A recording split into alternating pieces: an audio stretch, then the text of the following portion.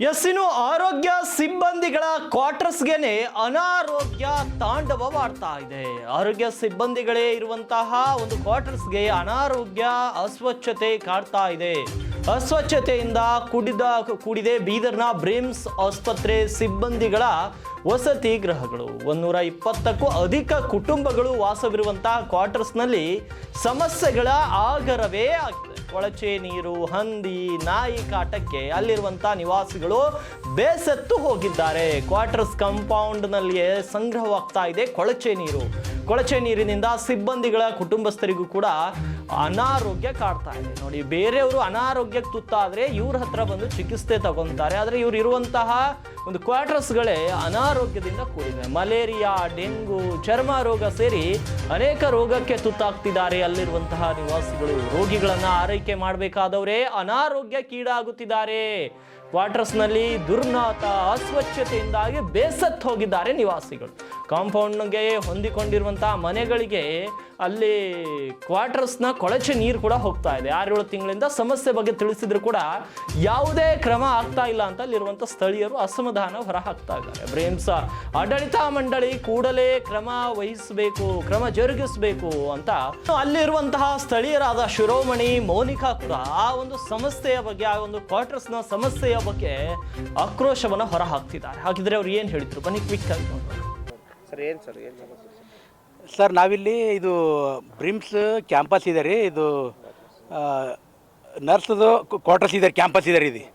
ಇಲ್ಲಿ ಆಲ್ಮೋಸ್ಟ್ ಅಲ್ಲಿ ನರ್ಸಸ್ ಇರ್ತಾರೆ ರೀ. ಇಲ್ಲಿ ಲ್ಯಾಬ್ ಟೆಕ್ನಿಷಿಯನ್ಸು ಹಿಂಗೆ ಭಾಳ ಜನ ಸ್ಟಾಫ್ ಇರ್ತಾರೆ ರೀ. ಇಲ್ಲಿ 4 ಬಿಲ್ಡಿಂಗ್ ಇದೆ ರೀ. ಒಂದು ಬಿಲ್ಡಿಂಗಲ್ಲಿ 32 ಫ್ಯಾಮಿಲಿ ಇದೆ ರೀ.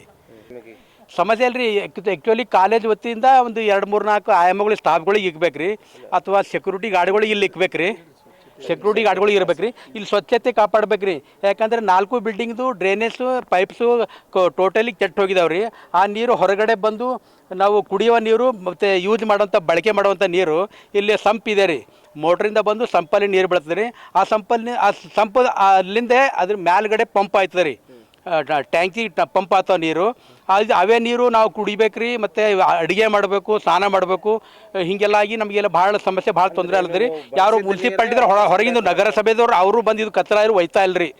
ಇಲ್ಲ ನಮಗೆ ಭಾಳ ಸಮಸ್ಯೆ. ಅವ್ರು ಏನು ಕೇಳಿದ್ರೆ ಅವ್ರು ರೋಡಿಗೆ ಹೊರಗಡೆ ಹಾಕ್ರಿ, ಅಲ್ಲಿಂದ ಒಯ್ತೇವೆ, ಇಲ್ಲಿ ನಾವು ಬಂದು ಇಲ್ಲಿ ಒಯ್ಯಲ್ಲ ಅಂತಂದು ಈ ರೀತಿ ಅವ್ರು ಏನಿದೆ ಸಮಸ್ಯೆ ಮಾಡ್ತಾ ಇದ್ದಾರೆ. ನಮಗೆ ಇಲ್ಲಿ ತುಂಬ ನಮಗೆ ಜೀವನ ಮಾಡಬೇಕಾದ್ರೆ ಭಾಳ ಕಷ್ಟ ಇದೆ ರೀ.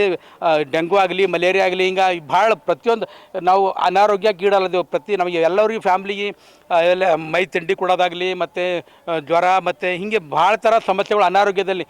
ಇವರು ರೋಗಿಗಳಿಗೆ ಇವರೇ ಹೋಗಿ ಅಲ್ಲಿ ಒಂದು ಆರೋಗ್ಯ ಕಾಪಾಡ್ಕೊಳ್ಬೇಕು ರೀ. ಅವ್ರಿಗೆ ಇಂಜೆಕ್ಷನ್, ಗೋಲಿ ಈ ರೀತಿ ಎಲ್ಲ ಕೊಡಬೇಕು. ಇವರೇ ಒಂದು ಸಮಸ್ಯೆ ಅನಾರೋಗ್ಯದಾಗ ಏನು ಮಾಡಿದ್ರೆ ಅಲ್ಲಿ ಬ್ರಿಮ್ಸ್ ಹಾಸ್ಪಿಟಲ್ ಅಲ್ಲೇ ಹೋಗಿ ಇವರು ರೋಗಿಗಳು ಯಾವ ರೀತಿ ಅವರೊಂದು ಆರೈಕೆ ಮಾಡ್ತಾರೆ. ಇಲ್ಲೇ ನಮಗೆ ಕ್ಯಾಂಪಸ್ ಕಂಪ್ಲೀಟ್ ಇದು ಕ್ಲೀನ್ ಆಗಿರ್ಬೇಕು ರೀ. ಗೌರ್ಮೆಂಟ್ ಕ್ಯಾಂಪಸ್, ಹೌಸಿಂಗ್ ಕ್ಯಾಂಪಸ್ ಅಂದರೆ ಒಳ್ಳೆ ಕ್ಲೀನಾಗಿ ನೀಟಾಗಿರ್ಬೇಕು ರೀ. ನಿಮ್ಮ ಹೆಸರು? ನನ್ನ ಹೆಸರು ಶಿರೋಮಣಿ ರೀ.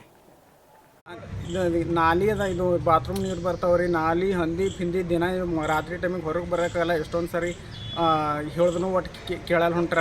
ಮಿನಿಮಮ್ 7-8 ತಿಂಗಳಾಯ್ತು ರೀ ಇದೇ ಸ್ಥಿತಿಗೆ ಹತ್ತಿದ. ರಾತ್ರಿ ಟೈಮಿಗೆ ಹೊರಗೆ ಬರೋಕೆ ಹೋಗಿ ನಾವು ಕಾಯಿಲೆಗಳು ಹೊಂಟಾವ. ನಮಗೆ ದೊಡ್ಡರಿಗೆ, ಸಣ್ಣವ್ರಿಗೆ ಸೊಳ್ಳೆ, ಹಂದಿ ಪಿಂದಿ ಸಾಕಷ್ಟು ಇದಾಗಲ್ತ. ಹಂದಿ ಯಾವಾಗ ಕೆಳಗೆ ಬರ್ತಾವೆ, ನಾವು ರಾತ್ರಿ ಟೈಮಿಗೆ ಹೊರಗೆ ಊಟ ಮಾಡೋಕೆ ಬರಲ್ಲ, ಹೊರಗೆ ಓಡಾಡೋಕ್ಕಾಗಲ್ಲ ಹೊಂಟದ, ಹೊರಗೆ ಇದು ಮಾಡ್ಲಿಕ್ಕೆ ಆಗಲ್ಲ ಹೊಂಟದ.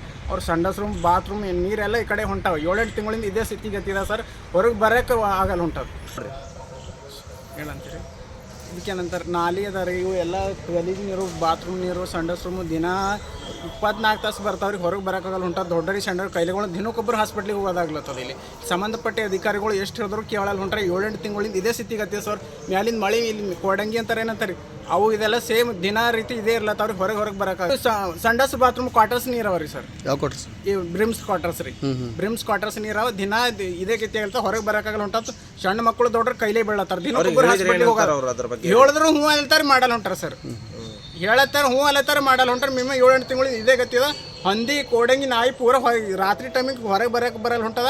ಮಚ್ಚರ್ಗಳು ಕಚ್ಚಿ ಮನುಷ್ಯ ಬೇಮಾರಿ ಬೀಳತ್ತ. ದಿನಕ್ಕೊಬ್ಬರಿಗೆ ಹಾಸ್ಪಿಟ್ಲಿಗೆ ಹೋಗೋ ಗತಿ ಆಗ್ಲತ್ತದ. ಎಷ್ಟು ಸರಿ ಹೇಳಿದ್ರು ಅವ್ರು ಕೇಳಲ್ಲ ಹೊಂಟ್ರೆ. 7-8 ತಿಂಗಳಿಂದ ಇದೇ ಗತಿದ. ಒಳಗೆ ಹೋದ್ರೆ ಹೊರಗೆ ಬರೋಕ್ಕಾಗಲ್ಲ ಹೊಂಟದ.